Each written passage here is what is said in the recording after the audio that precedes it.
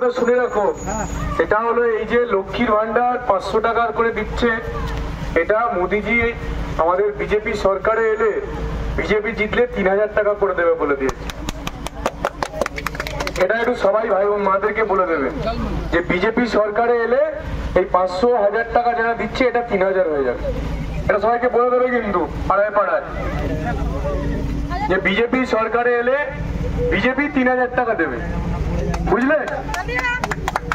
এটা বলে দেবে সবাইকে যে বিজেপি সরকারে এলে বিজেপি জিতলে 3000 করে দেবে।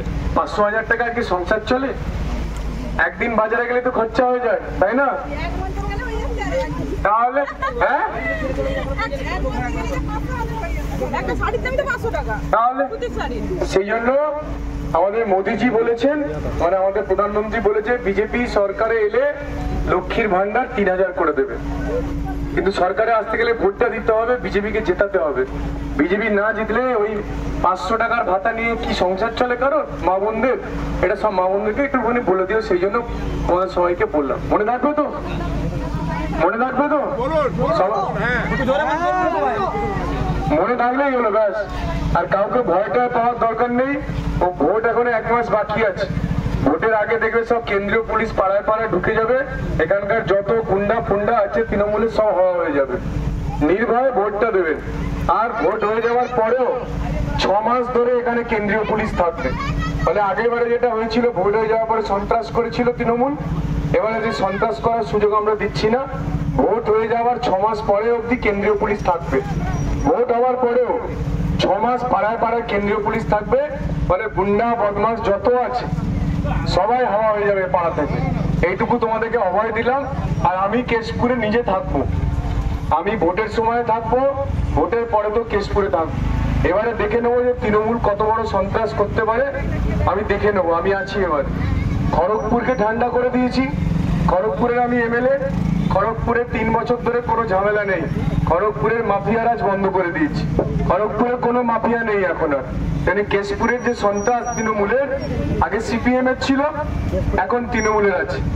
আমি এসে গেছি, দেখো পুরো ঠান্ডা করে দেবো। যদি না ঠান্ডা করি, যতদিন না ঠান্ডা করবো ততদিন আমি কেশপুর ছাড়বো না, কেশপুরেই আমি থাকবো। এটা আপনাদের সবাইকে কথা দিলাম, ঠিক আছে? এটা সবাইকে বলে দেবেন। আপনাদের কেশপুরের এই পুণ্য ভূমিতে আসতে পেরে আমার জীবন ধন্য হয়ে গেছে। এই কেশপুরে আমাদের বীর শহীদ ক্ষুদিরাম বসুর জন্ম। মানে এটা ভাবলেও আমার গায়ে কাঁটা দেয় যে সেই কেশপুরের মাটিতে আমি আজকে আসতে পেরেছি। যে মানুষটি আমাদের ভারতবর্ষের স্বাধীনতা এনে দিয়েছেন, তার পুণ্য জন্মভূমিতে আজকে আমি এখানে এসেছি। আমি আপনাদের সবার কাছে কৃতজ্ঞ। আমি প্রধানমন্ত্রী নরেন্দ্র মোদীজির কাছে কৃতজ্ঞ যে উনি আমাকে প্রার্থী হিসাবে এখানে আপনাদের কাছে পাঠিয়েছেন। না হলে হয়তো কেশপুরে আসাই হতো না। আপনাদের মতো সরল সাধারণ শ্রেণীর মানুষ, তাদের সঙ্গে দেখা করার সৌভাগ্য হতো না। আপনাদের ছোট্ট কথা একটুখানি বলতে চাই যে যশস্বী প্রধানমন্ত্রী নরেন্দ্র মোদীজি সারা ভারতবর্ষে উন্নয়ন করছে, কারণ সেখানে বিজেপির সরকার। আর এই পশ্চিমবঙ্গে একমাত্র তৃণমূল সরকার যে মোদীজির সমস্ত পাঠানো টাকাগুলো চুরি করে নেয়। আপনাদের যাদের মাটির বাড়ি, তাদের পাকা বাড়ি ছাদের জন্য প্রধানমন্ত্রী টাকা পাঠায়, বাট এখানে সেই টাকা চুরি হয়ে যায়। আপনাদের বাড়িতে বাড়িতে জল দেওয়ার জন্য মোদীজি টাকা পাঠিয়েছেন, সেই টাকা এই তৃণমূল চুরি করে নিয়েছে। আপনাদের রাস্তা করার জন্য টাকা পাঠিয়েছেন, সেই টাকা চুরি করে নিয়েছে। আর আপনাদের যে লক্ষ্মীর ভান্ডারের ভাতা দিচ্ছে 500 টাকা, এখন কি এই ভোটের জন্য 1000 টাকা করে দিয়েছে। ভোট শেষ হয়ে গেলে এই 500-1000 সব বন্ধ হয়ে যাবে, দেখবেন আর অ্যাকাউন্টে কিছুই আসবে না। এটা আপনারা বিশ্বাস করবেন কিনা জানি না। ভোটের আগে বলে 500কে 1000 করেছে, ভোট শেষ হবে 500-1000 টাকা বন্ধ হয়ে যাবে। আপনারা মিলিয়ে নেবেন। মে মাসের 25 তারিখে ভোট দেবেন, দেখবেন জুন মাসে 1 তারিখে আপনাদের অ্যাকাউন্টে আর টাকা ঢোকেনি। এই সরকারের টাকা নেই, কোথাও টাকা নেই। এই যে আপনাকে টাকা দিচ্ছে, এটা প্রধানমন্ত্রীর পাঠানো টাকা চুরি করে দিচ্ছে। চুরি করে কতদিন চালাবে? আর প্রধানমন্ত্রী অন্য রাজ্যগুলোতে এই লক্ষ্মীর ভান্ডার 3000 টাকা করে দেয়, কোন রাজ্যে 4000 টাকা করে দেয়।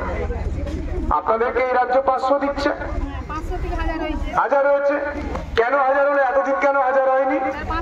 2011 সালে এই সরকার এসছে, তো আজকে 13 বছর হয়ে গেল। 2013 বছর 500 দিল। বাট হঠাৎ করে এই ভোটের আসার 1 মাস আগে কেন 1000 করে দিল? এইটুকু বুঝতে সুবিধা হচ্ছে না অসুবিধা হচ্ছে? ভোট দেওয়ার জন্য 500 টাকা আপনাদেরকে ঘুষ দিচ্ছে, যে ভোট দাও 500 টাকা বাড়িয়ে দিলাম। কেন 6 মাস আগে দিল না? 6 মাস আগে কেন 1000 টাকা করলো না? এই ভোটের মাসে কেন 500 টাকা বাড়ালো? কারণ ভোট যেই শেষ হয়ে যাবে সব টাকা দেওয়া বন্ধ দেবে। 1 জুন থেকে আপনাদের অ্যাকাউন্টে টাকা ঢুকবে না।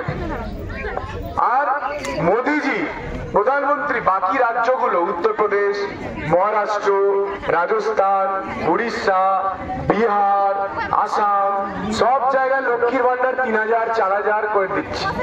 সেই জন্য এখানে বিজেপি সরকার এলে, এখানে মোদিজি জিতলে, বিজেপি সরকার এলে আপনাদের লক্ষ্মীর ভান্ডার সব 3000 করে দেবে। বুঝতে পারলেন কি পারলেন না?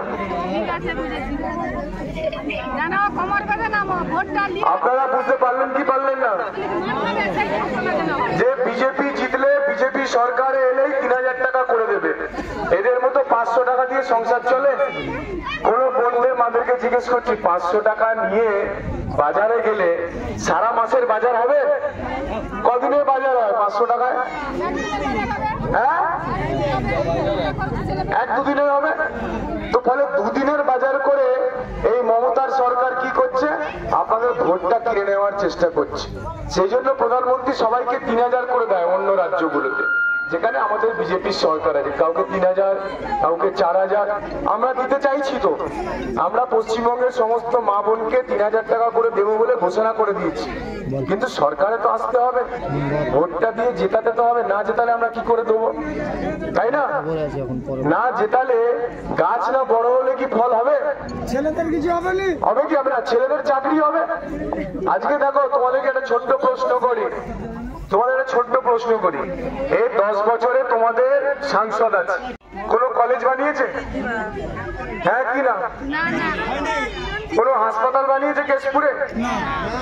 কোন মেয়েদের জন্য স্কুল বানিয়েছে? হ্যাঁ, কোন আপনারা এত চাষবাস করেন তার জন্য কোন কোল্ড স্টোরেজ বানিয়েছে? হ্যাঁ, যে মাটির বাড়িগুলো আছে সেগুলো পাকা বাড়ি করেছে? যে ভাঙা রাস্তাগুলো ধুলো উঠছে সে রাস্তাগুলো বানিয়ে দিয়েছে?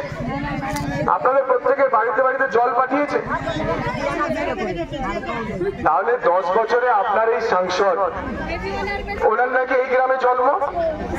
হ্যাঁ, আমি ঠিক বলছি না ভুল বলছি?